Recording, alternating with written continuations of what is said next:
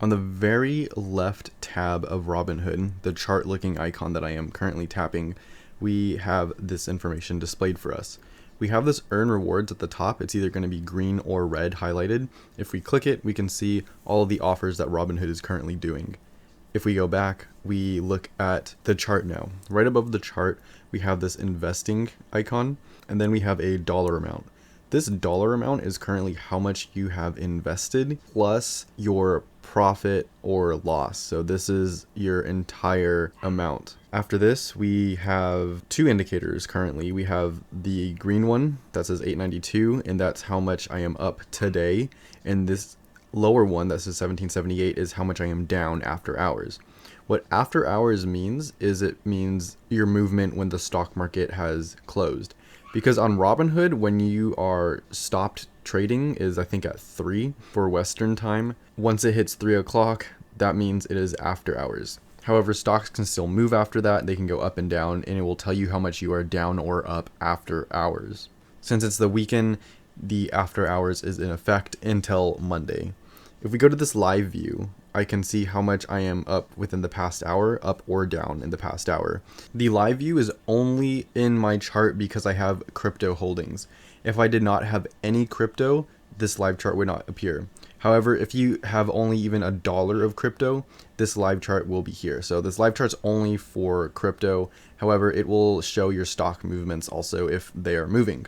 We have this 1 day view, a 1 week view, 1 month view, 3 month view, 1 year, and an all-time view.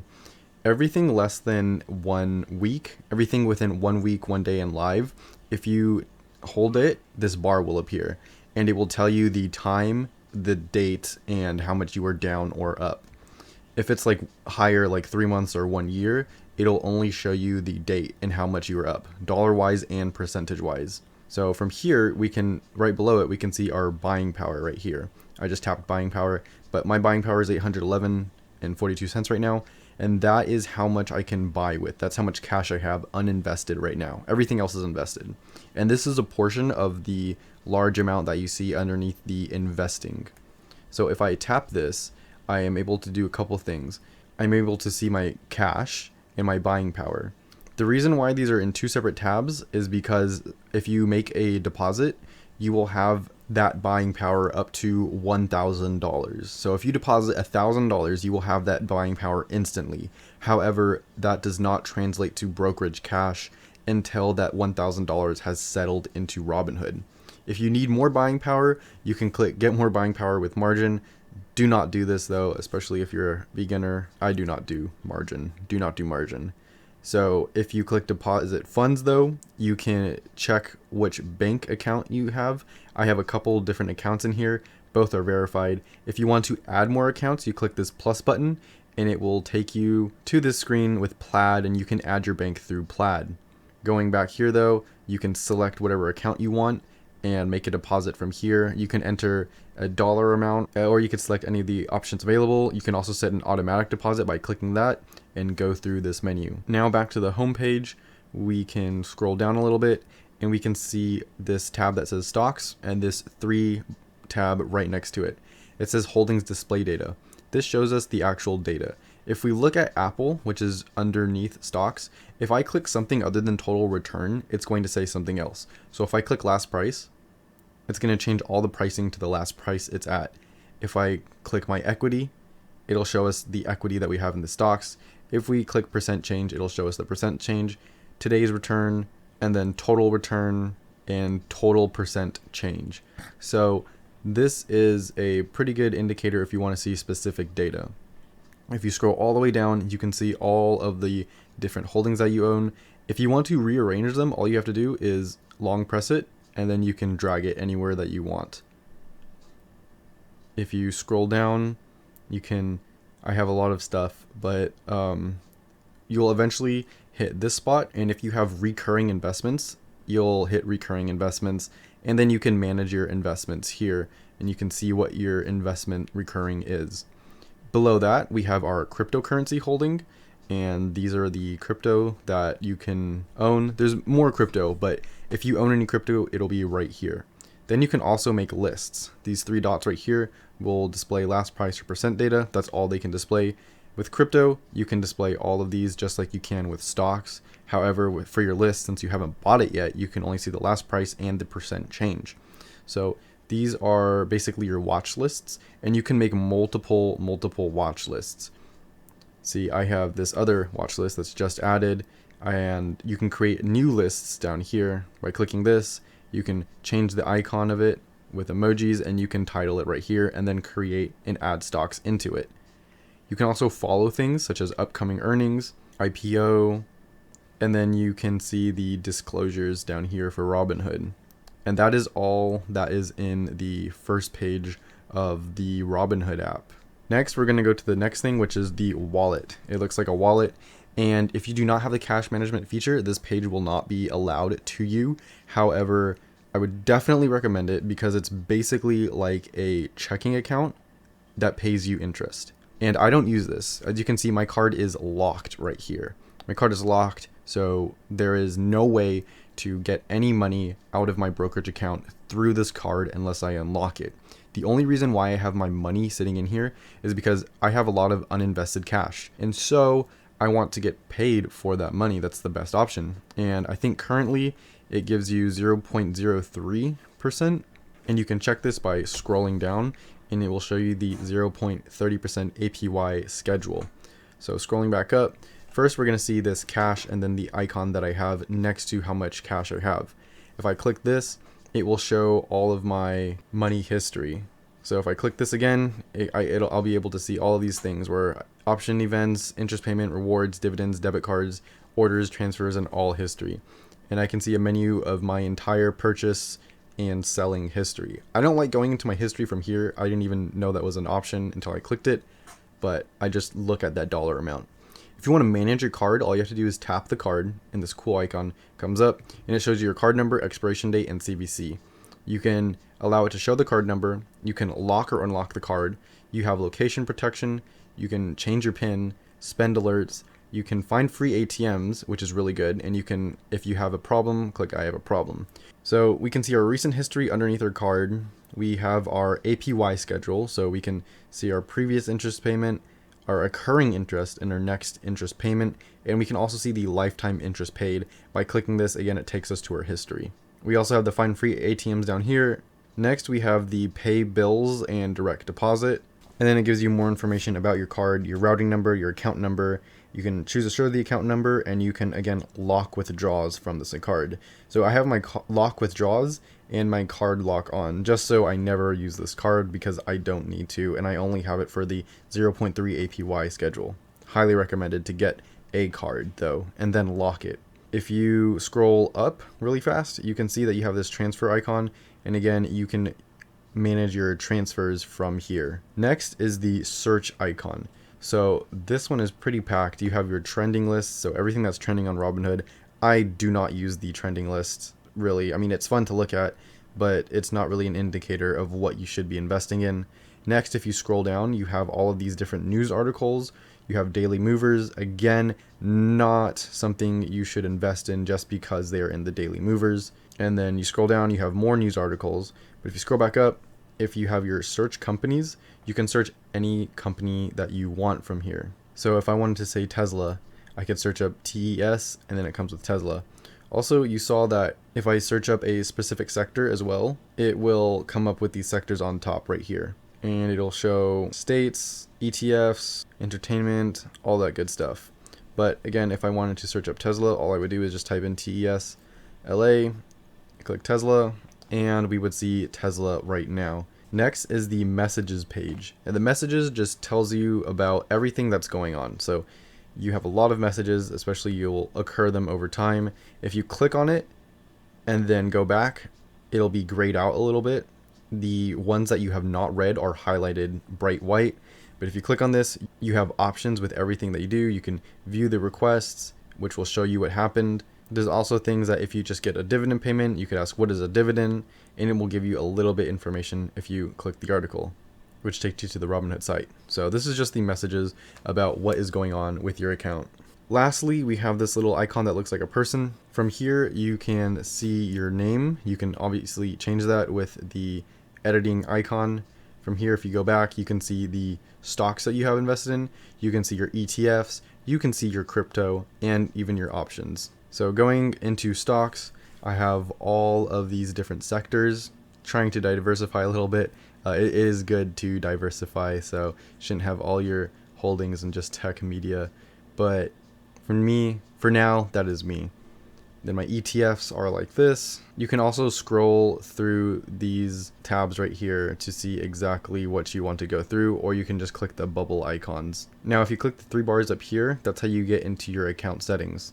First thing that we're going to notice is the menu, and then to the right of that is this little gold icon. If we click this, it will give us information about Robinhood Gold. I personally don't use it, but it's good to try. I think I got 1 month free, and it was pretty good, so it just depends on your use case of it. Next, you're going to see the investing tab.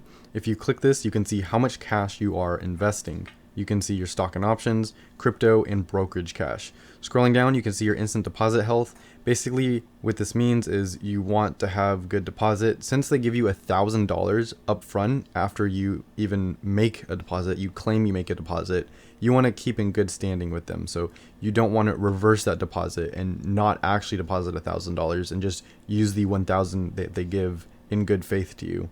So you want to make sure your instant deposit health is always good, and it will show you your instant deposit limit, which for me is 1,000, total pending deposits, instant deposits, and instant deposits used. You can click deposit funds to deposit funds in here. You can manage your recurring investments. If you click this, you can create new recurring investments and manage old ones. Next, you have dividend reinvestment. I currently turned this off for everything except for VTI, which is because I am doing a test on it, but more on that later. Everything is currently off because I like to actually get my dividends and reinvest them in specific sectors or different companies that I want, not always in that specific company. Also, sometimes I don't want the company to be bought at that price. I want it to be bought at a lower price, and so I will just get the dividends myself. Next, we have options trading. Options trading is definitely not something that you should do, especially for beginners. But if you click this, you will be able to downgrade or upgrade your options. You can trade on expiration date if you want, and you can remove options trading completely if you don't like it. For beginners, definitely don't even have options trading. So if you do have it, totally remove it until you understand it fully.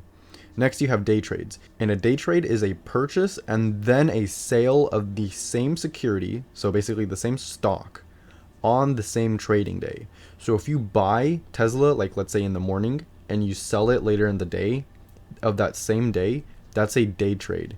And unless the value of our entire portfolio, which mine currently is, but unless the value of your portfolio is over $25,000, you're going to be marked as a day trader. You're going to get 3 marks until your account is locked from day trading. And if you have over $25,000 though in your account at that day, there's nothing to worry about. If you click day trading settings, you can have your pattern day trade protection, learn more about that, turn off instant settlement, and turn off your pattern day trading. But I would definitely leave the pattern day trading on. That way Robinhood should lock you out before your day trading limit is reached.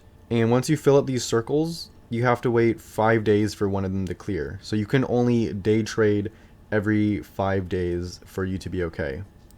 Going back, we're going to look at transfers.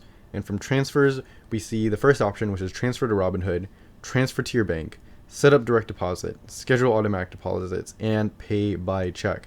So those are the different options that you can do with your Robinhood account money. Next, we have statements and history. So in your recent history, you have your tax documents. You also have your account statements, which is like a monthly account statement. And then after this, and above this, we have our recent history. So now I click recent history. This show all button will show our entire history. If I want to see just the transfers, I would click the transfer tab. If I want to see the orders, I would click the order tab, and these are all the orders that I have made. These are market buys and also market sells. If I click my debit card, this will show my debit card usage, which is non-existent, again because I locked my card. Highly recommended. Next, we have dividends, and this is all the dividends that you're going to get for companies. I recommend tracking this because just seeing how many dividends you get paid for your investments is a really good feeling. You can see everything in your past 30 days right here as well. So these are all the dividends I've been paid in the past 30 days. all of this here, and the older history. And then these are my upcoming dividends. So everything above past 30 days is upcoming that I have not been paid yet, and I will be being paid out soon. And these are the interest Robinhood gives you if, again, you have this cash management card. Under this, we have security and privacy, and this is where you can manage your security settings. Then you have your settings here, which is the cash management account. You can look at your cash management account through here, which is, again, this card. Under this, we can see our account information, which is just basically account security information. Under this, we have a Robinhood Gold, which we can activate Robinhood Gold. Then we have notifications and messages, where we can manage our notifications and messages. We have push notifications, email notifications, messages, and are muted. Underneath this, we have preferences, which is the app appearance. We can change the theme from light, dark, system settings, or market hours. I like mine to be synced with market hours just because I can see when it's open or closed easily, with black being closed and white being open. And next we have accessible colors for colored blindness, and you can switch that on or switch that off. Lastly, we have the help, where we get the support, contact us, and disclosures. To trade a stock, all we need to do is look in our stock list or look in our watch list, or even search a stock. So if we go back searching and we search for, let's say, Tesla, and we click this and we want to trade it, all we have to do is click trade, and we have these options: buy, sell, or trade options if we have options. First, before we buy, let's actually look at the stock. So first, if you have any of this stock, you will see the positions, you will see the amount of shares that you have, the market value, your portfolio diversity, which is how much of your portfolio this takes up. Your market value is how much it's currently worth right now. Your shares is how many shares you have. Your average cost is the average price you bought it at. You can see your today's return and your total return. You can set up reoccurring investments also. And then you have your statistics for it, where you have the open, the today high, today low, the 52-week high, 52-week low, the volume, so how many people are trading the stock, the average volume, how many people are usually trading the stock. And then you can see the market cap of the company, the pay to equity ratio, and if there is a dividend yield. We're going to look at a different stock. That way we can see one that has a dividend yield. Just for example, if we click Apple, we are going to see that it does have a dividend yield of 0.57%. Other companies will have bigger or lower or non-existent dividend yields. Then we can see recent news. We can show all if we want to see more news. And then from here, if we keep scrolling, we can see the analysts' ratings, what bulls say and what the bears say according to Morningstar. Then we can see the earnings. After the earnings, we can see our related list, so what it's linked to. We can see the people also own, and the list is based on portfolios of people on Robinhood who own Apple. Again, this is not an investing recommendation. We can see our history. We can see about the company, the CEO, headquarters, founded, employees, all good information. And then there is a disclosure down here. So if we want to trade Apple, all we have to do is click the trade button and do either a buy, sell, or trade options. So clicking buy, we are in this page. The top right corner gives us options. If we click it, we can buy it in dollars. So if we want to buy Apple, we could buy it in a specific dollar amount. So if I wanted to just buy $20 of Apple, I could just do $20.